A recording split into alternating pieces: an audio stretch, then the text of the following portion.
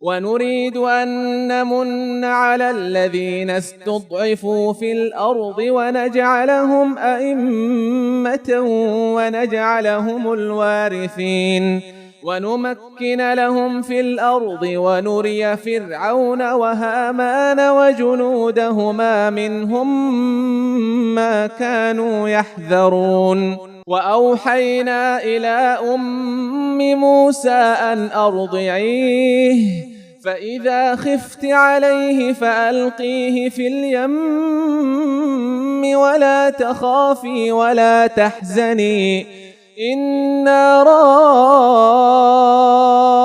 رادوه إليك وجاعلوه من المرسلين فالتقطه آل فرعون ليكون لهم عدوا وحزنا إن فرعون وهامان وجنودهما كانوا خاطئين.